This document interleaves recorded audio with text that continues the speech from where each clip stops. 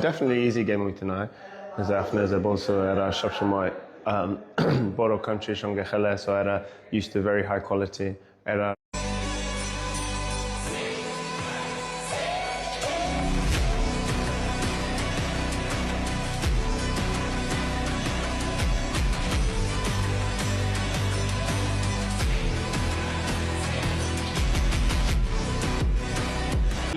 জামাল ভুঁইয়া সেখান থেকে হামজার অ্যাক্রোব্যাটিক অ্যাটেম্প এবং সেখান থেকেই গোল হামজা চৌধুরী, যা স্বপ্ন ছিল বাংলাদেশকে ম্যাচে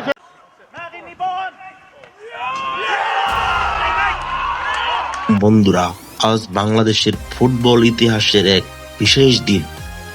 প্রথমবারের মতো ইউরোপের মাটিতে আন্তর্জাতিক ম্যাচ খেলতে নামছে বাংলাদেশ ন্যাশনাল ফুটবল টিম। প্রতিপক্ষ সান মারিনো ও ন্যাশনাল টিম।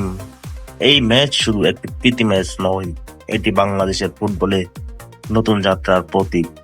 বাংলাদেশ দলে আছে অভিজ্ঞ অধিনায়ক জামাল ভুঁইয়া, এছাড়া সবার নজরে থাকবে ইংল্যান্ডে খেলা লেস্টার সিটির প্লেয়ার হামজা চৌধুরী এবং কান্না থেকে যোগ দেওয়া সমিত সোম।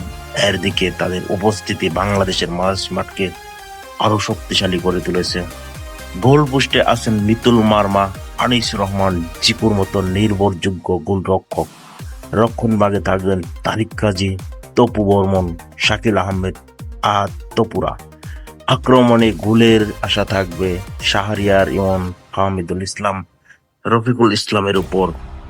নতুন কোচ থমাস ডলি এর অধীনে বাংলাদেশের হচ্ছে এটি প্রথম ম্যাচ।